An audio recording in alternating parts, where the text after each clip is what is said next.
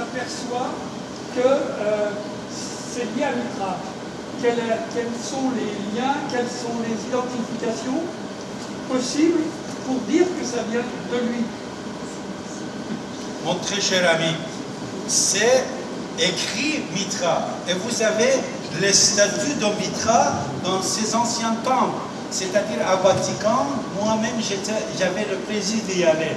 Quand vous allez dans le sous-sol de Vatican, dans le sous-sol, vous avez le temple de Mitra. Mon autre bouquin, Avesta et ses origines, j'ai mis les photos des temples. Les temples, le nom c'était le temple de Mitra. Et ce qu'on a trouvé à Londres, le nom c'était le temple de Mitra. Vous voyez? Et toutes les grandes églises que vous voyez dans le monde, à l'époque, on le connaissait, on savait comme ici c'est la salle gymnase. Là, c'était le temple de Mitra. Le nom, c'était Mitra. Et vous avez les statues de Mitra dedans. Dans mon bouquin qui est grand, comme ça, pas celui-là, que je l'avais quelquefois ici. J'ai mis les photos. C'est les grands savants italiens, grecs, français qui disent. Même le Vatican d'aujourd'hui, il est fondé sous le temple de Mitra. Même ce que vous voyez, monsieur le pape, il met sur sa tête, c'est celui que Mitra il avait sur la tête.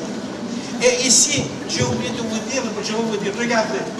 Moi j'avais ici, j'ai mis Amun-Nowruz et Père Noël. Amun-Nowruz, c'est le Mitra en Iran. Aujourd'hui, quand il donne un nouvel an, depuis 7000 ans, nous avons le Père Noël avec cet habit. Regardez, c'est la même chose.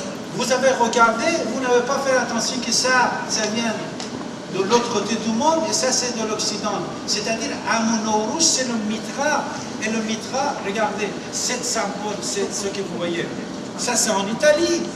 Il parle de Mitra, il dit c'est le Mitra. Ce n'est pas nous, ce n'est pas les Italiens. Il dit c'est le Mitra qui porte le monde.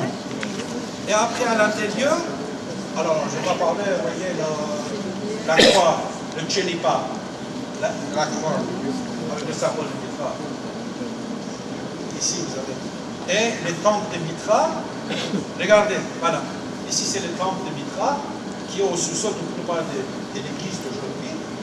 C'est reconnu comme quoi c'est Mitra. Et vous avez en Allemagne beaucoup d'avenues, beaucoup de petites routes dans plusieurs villes que moi-même j'ai pu aller visiter et regarder au nom de Mitra. Et quand vous demandez le Mitra, ils savent, ils vous racontent qu'est-ce que ça veut dire. Mais comme je vous ai dit, même François Mitterrand, pendant un certain temps, il disait, moi-même je sais Mitra, et Mitra, ça vient d'où. Mais je connaissais beaucoup d'historiens qui ne savaient pas. C'est vrai parce que quand vous n'avez pas étudié cette branche, vous n'avez pas des informations. Mais tous les temples de Mitra, cet homme connaît Mitra.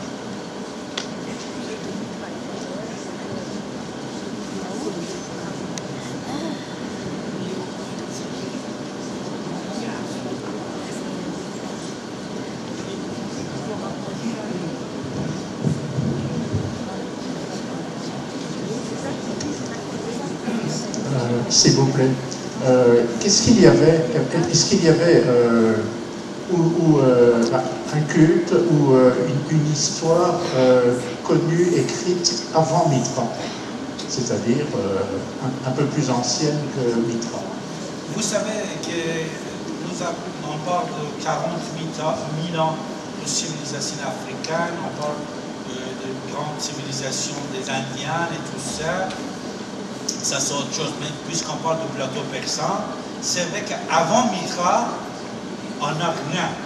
C'est pour ça que moi j'ai fait un petit poème dans le Sheshari Galila Asquahan, excusez-moi, c'est-à-dire moi on pense comme c'est tous les grands historiens, je crois qu'ils pensent que c'est la civilisation, c'est-à-dire la vie, vous savez le Big Bang, l'histoire du Big Bang, vous connaissez, mais Roman Krishman, il dit, Roman Krishman est le français, il est plus parmi nous, il dit le premier endroit sur Terre qu'après le grand Big Bang est devenu sec, c'était la Persan. C'est-à-dire de Dieu. Ce n'est pas pour rien que quand il est en Iran, il prend une femme, personne ne va commencer à parler iranien. Ce n'est pas pour rien qu'on dit ces grands généraux, on voulait le tuer à cause de ça. C'est-à-dire, il y a un lien entre culture et civilisation de la Perse avec l'Occident d'aujourd'hui, par le biais d'Alexandre.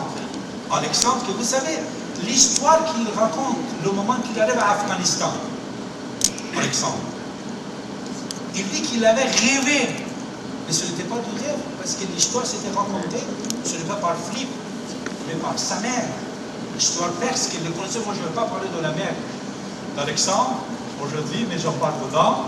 Vous allez le voir. Il y a, vous trouvez, qui soit Platon, Aristote, le mathématique, Pythagore. Pythagore, il parle de Zarathustra. Il dit c'est grâce à la lumière de Zarathustra que j'ai pu faire ça. C'est Pythagore.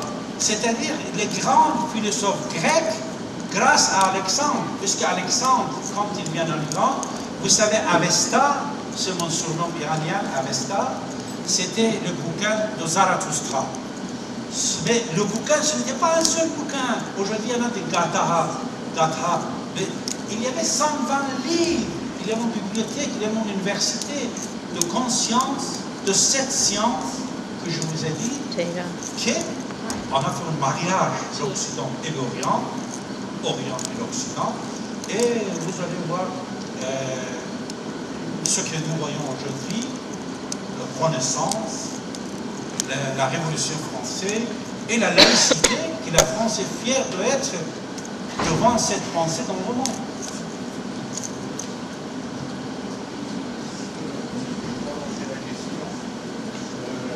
« 7500, est-ce que sur le plateau versant et peut-être du côté de Bagdad, qui est nettement plus bas en altitude, est-ce qu'il y a au moment de Mitra une légende en gros qui dirait qu'il y a eu un déluge? Le 7500, votre microphone ne marche pas, je n'ai pas compris, juste le départ. Oui. Votre question, s'il vous plaît. Oui, donc il y a 7500 ans, d'après les géologues et les sédimentologues, il y a eu un événement cataclysmique. Et, bon, si vous voulez, c'est l'envahissement par la mer de la Terre. Et entre autres, tout le golfe Persique était à moitié exsangué. C'est-à-dire qu'il devait y avoir même des villes de l'agriculture qui étaient à cet endroit-là.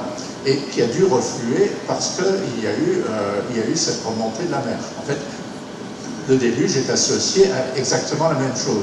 Alors, est-ce que du côté de toute la Mésopotamie, est-ce qu'il y a aussi cette légende? Vous savez, je vous ai parlé au départ sur l'histoire, comme quoi c'est un miroir et comme quoi n'est pas exact.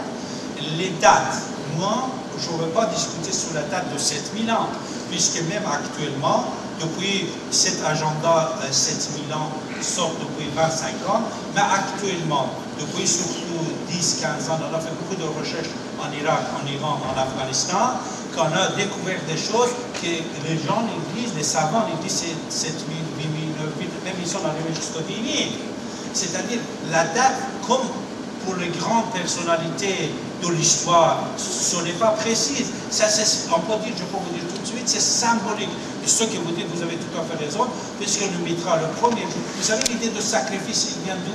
Il vient de Mitra. Sacrifice. Il est en train de sacrifier, vous voyez, le veau pour les vaches aujourd'hui. Vous savez, à l'époque, même aujourd'hui, je crois qu'on utilisait les vaches pour améliorer l'agriculture. Alors, Mitra, à l'époque, il y avait une sécheresse aussi. Il dit, vous devez utiliser le sang de vos vaches, pour enchérir la terre.